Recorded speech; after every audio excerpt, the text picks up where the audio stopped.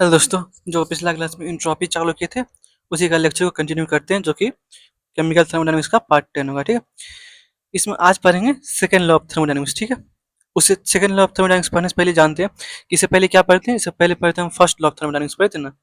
First law of thermodynamics वो क्या था? वो था डेल्टा ए में चेंज इन इंटरनल एनर्जी बराबर क्यू प्लस डब्ल्यू हीट था। तो देखिए ये क्या ये क्या बता रहा था।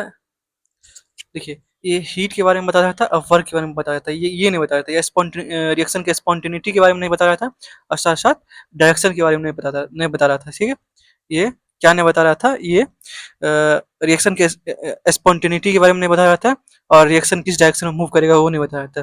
तो ये दोनों कौन बताएगा? ये दोनों बताएगा अपना सेकेंड लॉ। ठीक है, तो चलिए पढ़ते हैं सेकेंड लॉ ऑफ थर्मोडायनेमिक्स। ठीक है, जानते हैं सेकेंड लॉ ऑफ थर्मोडायनेमिक्स होता क्या है, तो उसके लिए लिखते हैं सेकेंड लॉ ऑफ थर्मोडायनेमिक्स। ठीक है, सेकेंड लॉ ऑफ थर्मोडायनेमिक्स वो क्या होता है? Second law of thermodynamics, the entropy of the universe increase in increases in a spontaneous process and remains unchanged in an equili एक मिनट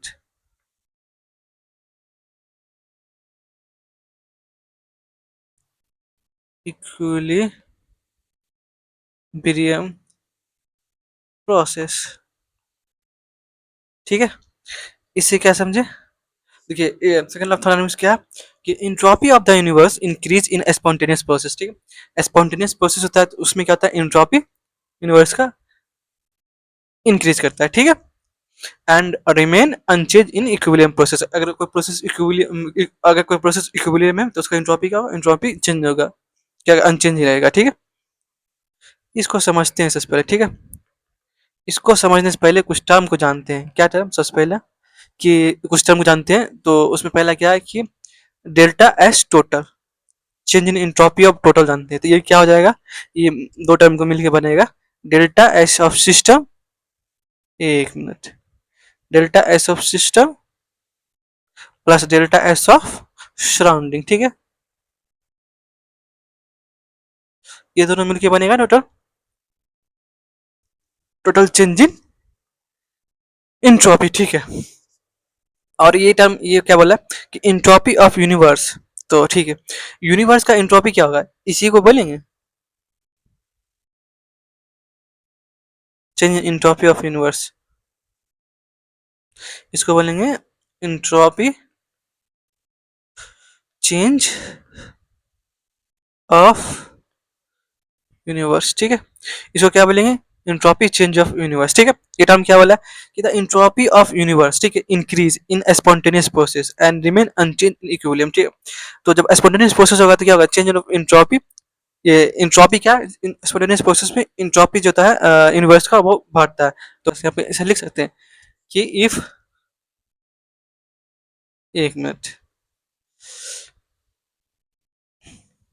ठीक, if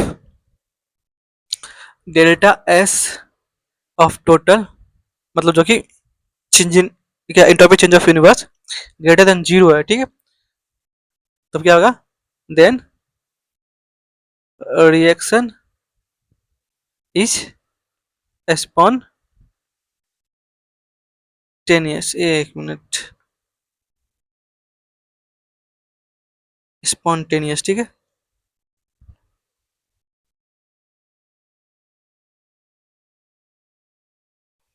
अगर delta S, ठीक है, अगले साथ मिलते हैं। अगर delta S less than zero है तो क्या होगा? वो रिएक्शन जो होगा, then reaction will be non spontaneous. ठीक है,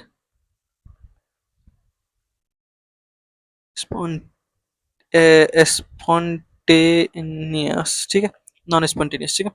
अगर if delta S equal to zero हुआ तो क्या होगा, वो सिस्टम इक्विलिब्रियम में होगा, ठीक है।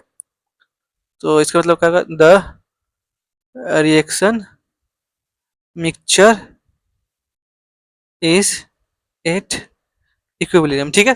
डेल्टा एस जीरो है तो इक्विलिब्रियम मिक्सचर क्या होगा, वो इक्विलिब्रियम में वो लिखा हुआ है कि and remain unchanged in an equilibrium process, ठीक है। इक्विलिब्रियम प्रोसेस में क्या होगा, चेंज इन एंट्रोपी क्या होगा, वो change in entropy of total, मतलब सिस्टम यूनिवर्स का टोटल चेंज इन एंट्रोपी होगा वो क्या होगा, जीरो होगा, ठीक है। वही लिखा हुआ है यहाँ पे, ठीक है। अब आगे देखते हैं, नोट लिखते हैं। नोट क्या होगा, नोट नंबर वन, ठीक है। इसको लिखा, all reaction proceed, all reaction proceed, एक मिनट, ठीक, proceed spontaneous spontaneously in the direction that increase the total entropy of universe, ठीक है। इस सेंटेंस का, ठीक है, ये सेंटेंस क्या बोल रहा है, ये सेंटेंस बोल रहा है कि all the reaction proceed spontaneous in the direction that increase the entropy of universe, मतलब कि रिएक्शन उस डायरेक्शन में स्पॉन्टेनियस होगा जिस डायरेक्शन में जाने पर रिएक्शन का टोटल जो एंट्रोपी हो वो इंक्रीज करता हो, ठीक है। नोट नंबर टू, ठीक है। नोट नंबर टू लिखते हैं, a reaction that is non spontaneous non-spontaneous in the forward direction,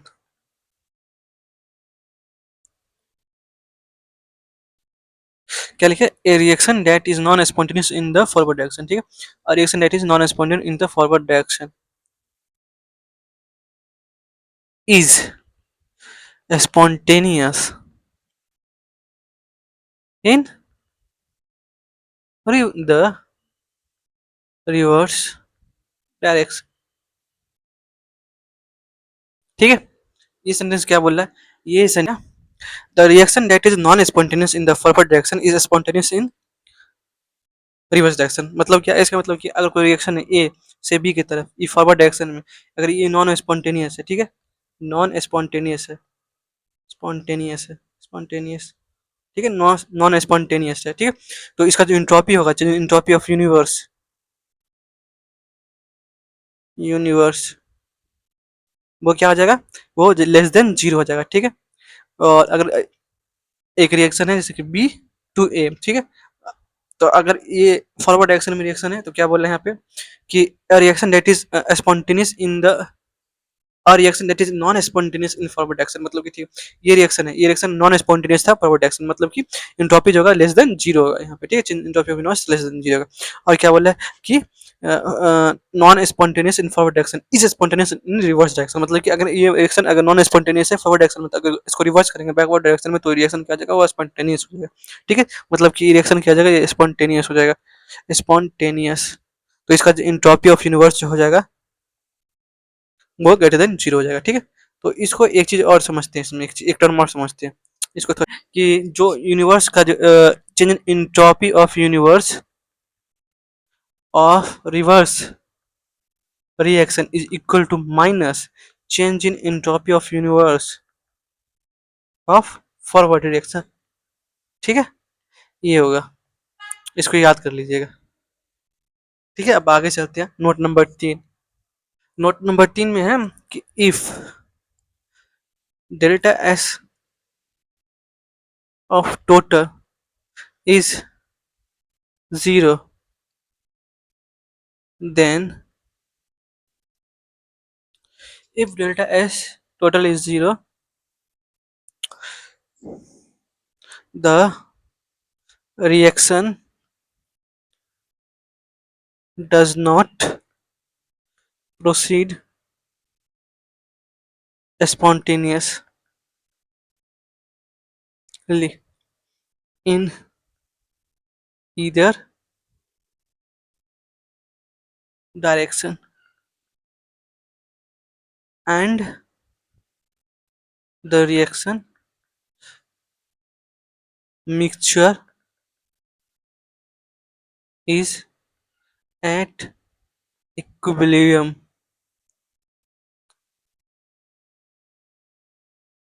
In this case, change in entropy of system and change in entropy of surrounding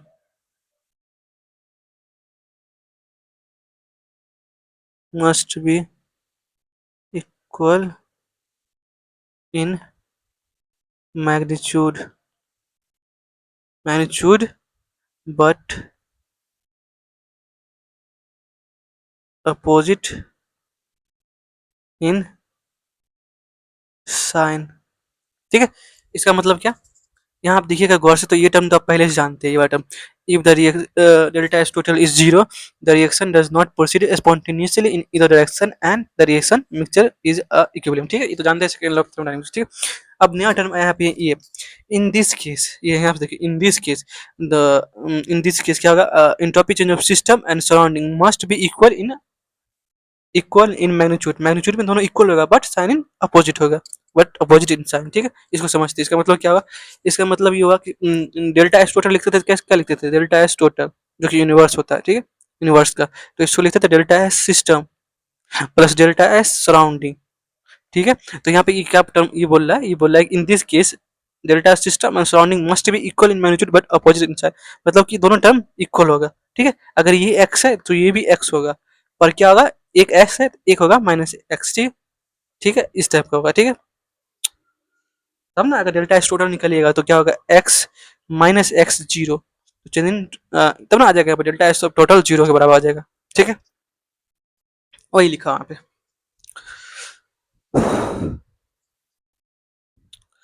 चलिए अब topic क्या, अगला topic में जानते हैं कि स्टैंडर्ड, जानते हैं standard standard molar entropy of reaction. ठीक है, standard molar entropy of reaction, जिसको नोट करते हैं डेल्टा एस नॉट रिएक्शन। ठीक है, इससे इससे डिनोट करते हैं। ठीक है,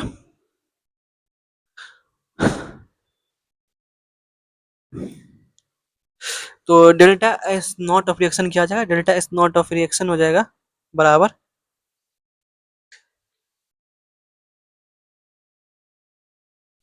ये किसके बराबर हो जाएगा, ये हो जाएगा sum of delta S naught product minus sum of delta S naught of reactant. ठीक है, इसको याद कर लीजिएगा।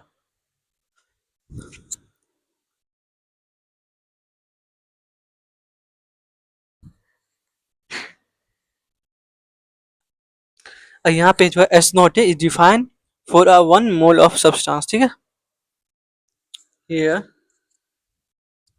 1 मिनट, यहाँ आप ले लेते हैं, here S not is define defined for 1 mole of substance. ठीक है, ये क्या था यहाँ पे, एस नॉट था, 1 मोल ऑफ सब्सटेंस के लिए था। अगर एन मोल के लिए निकालना या फिर बाय जेड उसके लिए, तो क्या क्या है, उसके लिए सबसे पहले एक रिएक्शन समझते हैं। ठीक है, तो एक रिएक्शन लिखते हैं, 1 मिनट, उससे पहले इसको थोड़ा छोटा कर लेते हैं।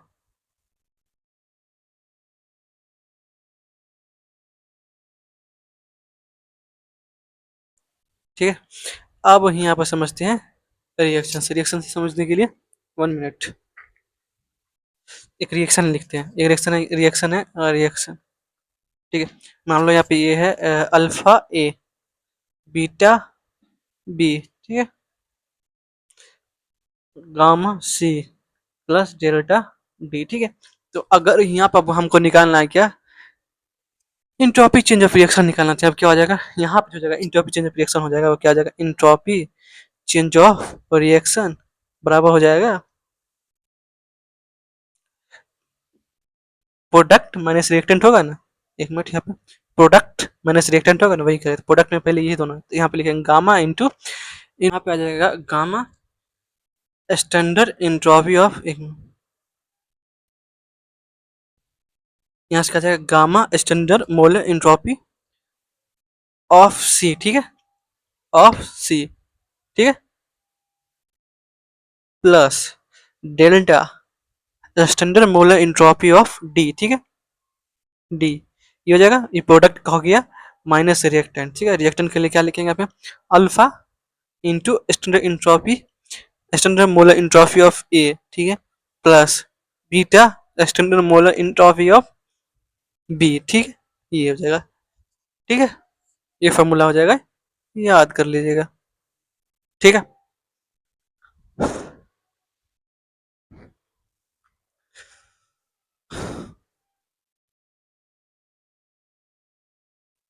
अब इसमें एक और नोट लिखते हैं, नोट नंबर कितना था, मोलर इंट्रोपी था, ठीक।